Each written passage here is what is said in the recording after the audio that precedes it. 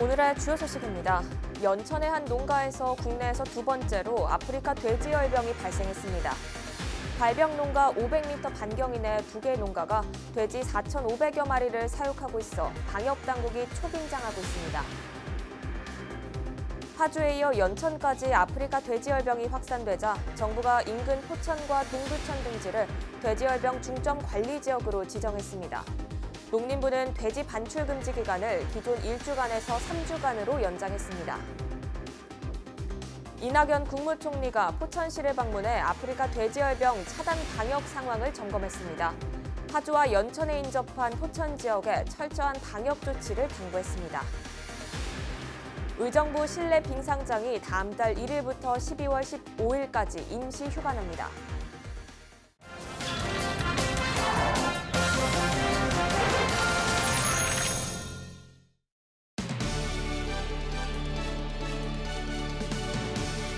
여러분 안녕하십니까? 헬로티비 뉴스 나라입니다. 연천도 뚫렸습니다. 지난 17일 파주 농가에서 아프리카 돼지열병이 확진된 것에 이어 국내에서 두 번째인데요. 긴장감이 더 커지고 있습니다. 자세한 내용 김초롱 기자가 취재했습니다. 연천군 백학면의 한 양돈 농가에서 아프리카 돼지열병이 발생했습니다. 해당 농장은 돼지 4,800여 마리를 사육하고 있습니다. 지난 17일 오후 2시 40분쯤 농장주는 경기도 동물위생시험소에 어미돼지 한 마리가 폐사한 사실을 신고했습니다. 이후 시료를 채취해 조사한 결과 18일 오전 7시 농림축산식품부는 아프리카 돼지열병 확진이 확인됐다고 밝혔습니다. 의심 신고가 들어온 직후부터 해당 농가 주변은 출입이 통제되고 있습니다. 오늘 몇 시부터 나오신 거예요? 네, 어제 3시부터요. 어제 3시부터요? 두 번째 돼지열병 확진 확인이 된 당일 오전부터 방역과 살처분 준비 작업이 진행 중입니다. 경기 북부 지역은 한층 더 긴장감이 감도는 상황입니다. 북부가 뚫리면 밑으로 내려가니까. 아프리카 돼지열병은 백신이 없어서 감염될 경우 돼지 치사율이 100%이기 때문에 방역에 초비상이 걸렸습니다. 지금 다 이렇게 방역은 돼 있는 거죠? 다. 네, 지금 다 차단했죠. 연천 돼지열병 발생 농장 반경 3km 이내에는 양돈 농장 5곳에서 돼지 총 13,000여 마리가 사육 중입니다. 전국 양돈 농가들이 긴장하고 있는 가운데 추가로 돼지열병 의심 신고가 들어올지 더 지켜봐야 할 것으로 보입니다. 헬로티비 뉴스 김초롱입니다. 파주에 이어 연천까지 아프리카 돼지열병이 확산되자 정부가 인근 포천과 동두천, 김포 등지를 돼지열병 중점 관리 지역으로 지정했습니다. 농림축산식품부는 이에 따라 이들 시군으로의 확산을 차단하기 위해 방역을 집중한다는 계획입니다. 이곳에 소독 차량을 총동원하고 생석회 공급량을 다른 지역보다 최대 4배까지 늘려 축사 주변에 집중 살포합니다. 농림부는 또 중점 관리 지역 내 양돈 농가에 대한 돼지 반출 금지 기간을 기존 1주간에서 3주간으로 연장했습니다. 이런 가운데 이낙연 국무총리가 18일 오전 포천시를 방문해 아프리카 돼지열병 차단 방역 상황을 점검했습니다. 이 총리는 포천시에 있는 돼지 밀집 사육단지와 거점 소독시설을 방문해 관계자들에게 철저한 방역 조치를 당부했습니다. 이 총리는 또 차단 방역시설인 인근 거점 소독시설로 이동해 소독시설과 장비 작동 상황을 점검하고 차량뿐 아니라 대인 소독까지 철저히 할 것을 지시했습니다. 이 총리는 이 자리에서 전파 경로에 관계없이 우리가 해야 할 일은 전광석화처럼 신속하고 단호하게 해야 한다고 강조했습니다. 국내에서 아프리카 돼지열병이 발생함에 따라 방역당국이 가축 일시 이동 중지 명령을 내렸습니다. 농림식품부는 17일 오전 6시 30분부터 48시간 동안 전국을 대상으로 가축 등 일시 이동 중지 명령을 내렸습니다. 이동 중지 대상은 돼지 농장 가축과 축산 종사자 차량과 물품입니다. 농식품부는 일시 이동 중지 명령을 위반하면 가축 전염 예방법에 따라 1년 이하의 징역이나 1,000만 원 이하의 벌금에 처해진다며 주의를 당부했습니다. 파주시 돼지 농장에서 아프리카 돼지열병이 처음 발생하고 연천군에서도 연이어 발생하면서 경기도는 긴장 상태입니다. 경기도는 17일 긴급 브리핑을 열고 확산 방지와 조기 차단을 위해 특단의 대책을 추진하겠다고 밝혔습니다. 최지연 기자입니다. 17일 새벽 국내에서 아프리카 돼지열병이 처음으로 확인되자 경기도는 긴급 브리핑과 긴급 부단체장 시군 회의를 여는 등 발빠르게 대처했습니다. 위기 단계를 심각 단계로 높여 발령하고 가축 질병 위기 대응 매뉴얼과 아프리카 돼지열병 긴급 행동 지침에 따른 기간별 방역 조치 등에 들어갔습니다. 아프리카 돼지열병은 인수공통 전염병이 아니기 때문에 국민 여러분들께서는 큰 걱정을 하지 않으셔도 됩니다. 다만 아프리카 돼지열병 종식을 위해 발생농가 방문 금지 등 적극 협조해 주시기 바라겠습니다. 발병 확인 직후 재난안전대책본부도 긴급 가동하는 한편 경기도지사 주재의 부단체장 시군 회의도 개최했는데요. 이재명 경기도지사는 초기 단계부터 할 수 있는 모든 자원을 동원해 돼지열병 확산 방지에 나서달라며 최대 강도의 조치를 지시했습니다. 비상대기 상태라고 생각하고 과하다 싶을 정도로 하죠.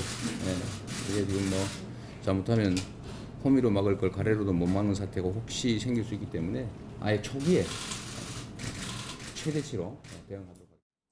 시군과 함께 대응 매뉴얼에 따라 예방적 살처분과 통제 초소 설치, 축산농가 이동 제한 등을 신속하게 조치할 방침이라고 밝혔습니다. 파주 발생 농가의 돼지와 발생 농장의 가족이 운영하는 2개 농장의 돼지도 예방적 차원에서 모두 살처분하기로 했습니다.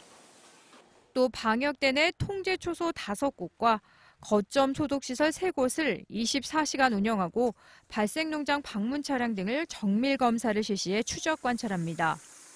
한편 파주시 전 양돈 농가는 이동 제한 조치가 내려졌고 경기도는 파주시 요청에 따라 이날 방역 대책비로 특별조정교부금 10억 원을 긴급 지원하기로 했습니다. 경기지TV 최지연입니다.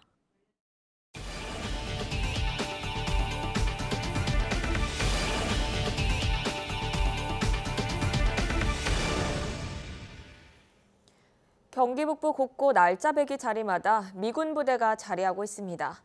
일부 기지는 이미 우리 정부에 반환됐지만 개발은 차일피일 미뤄지고 있는데요. 경기 북부 지자체들은 반환 미군 기지 개발을 국가가 맡아서 하라고 요구하고 있습니다. 이지은 기자입니다. 도심 한가운데 드넓은 허 벌판이 펼쳐져 있습니다. 지난 50여 년간 미군이 주둔했던 곳. 이 땅이 우리 정부에 반환된 지 10년이 넘었지만 개발은 제자리 걸음입니다. 관할 지자체가 역점 추진했던 행정타운 유치도 실패했습니다. 계속 그게 들어온다 안 들어온다 그거 갖다가 계속 지금 올해까지도 어디 이쪽에 들어오네 또 다른 부지에 또 알아보네 이렇게 하다가 세월이 흐른 거거든요. 경기 북부 반환 미군기지 16곳 가운데 개발이 진행되고 있는 곳은 12곳. 나머지 4곳은 첫삽도 못 든 채 빈 땅으로 방치되고 있습니다. 기지 한 곳 땅 토지 매입비만 수조 원. 지자체 입장에선 개발의 첫 단추를 꿰는 것부터 쉽지 않습니다. 네, 캠프 KC하고 캠프 호비 두 면적을 합친다면 800만 평 정도 됩니다. 평당 10만 원 한다면 8천억이 될 거고 100만 원 한다면 8조가 되는 겁니다. 동천시 1년 예산은 5천억에 불과합니다. 과연 우리 1년 예산 다 넣는다고 해도 땅 구입할 수 없을 뿐더러 이행하라! 이행하라! 이행하라! 반환 미군기지 개발을 국가가 주도해달라. 경기 북부 지자체의 일관된 요구입니다. 북부 지역의 공여지를 각 지방자치단체들이 매입해서 개발하도록 되어 있기 때문에 실제로 이것을 매입해서 개발하는 것이 현실적으로 불가능합니다. 독일이나 필리핀의 경우 우리나라와 달리 국가 내 별도의 기구가 반환 미군기지 개발을 책임집니다.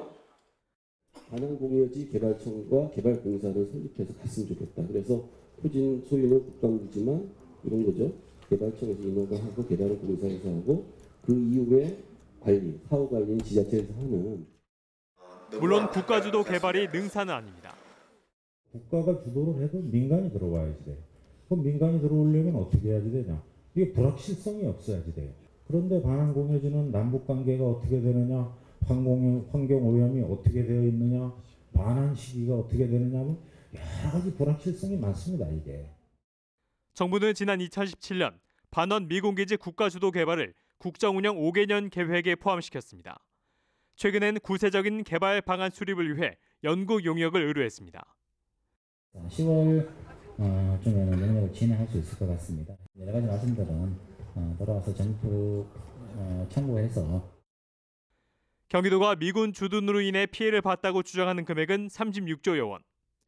경기도는 국가 안보를 위해 희생한 지역에 대한 적절한 피해 보상을 요구하고 있습니다. 헬로티비 뉴스 이진훈입니다. 의정부 실내 빙상장이 다음 달 1일부터 12월 15일까지 임시 휴관합니다. 의정부 시설관리공단은 이 기간 국비 4억 원과 자체 예산 2천만 원을 들여 링크장 복도 LED 조명과 제습기 설치 등 빙상장 시설을 개보수할 계획입니다. 의정부 실내 빙상장은 2003년 개관해 매년 10만 명 이상 이용하고 있습니다. 오는 21일 경기도청 북부청사 경기평화광장에서 농산물 장터가 열립니다. 이날 장터에서는 과일과 채소, 곡식류 등 다양한 품목을 저렴한 가격에 구매할 수 있습니다. 또 이날 장터에서는 도민이 직접 참여하는 벼룩시장도 열릴 예정입니다. 이 밖에 마술과 공연 등도 펼쳐집니다. 의정부 소방서는 비상구 폐쇄 등 신고 포상제를 개선해서 운영합니다. 개선 이유는 포상제를 이용해 전문적으로 신고하는 이른바 비상구 파파라치의 하루 신고건이 100건을 넘기면서 전체 예산의 80% 이상을 11명이 독식하는 것으로 확인됐기 때문입니다. 개선 후 달라진 내용은 경미한 사항의 경우는 1차 자진 개선을, 2차 신고 시 과태료를 부과하게 됩니다. 화분, 쐐기 등을 이용해 일시적으로 방화문을 개방한 것은 신고 대상에서 제외되며 포상금 지급도 현금에서 지역화폐 지급으로 변경됩니다. 의정부시는 오는 22일 세계 차 없는 날을 맞아 18일부터 22일까지 친환경 교통 주간을 운영합니다. 시와 지역 공공기관은 이번 친환경 교통 주간에 승용차 없이 출근하기, 대중교통, 자전거 이용하기 등을 실천하고 시민들에게 자율적인 참여를 유도하도록 홍보할 예정입니다. 시 관계자는 세계 차 없는 날과 친환경 교통 주간에는 경전철 등 대중교통을 이용해 줄 것을 요청했습니다.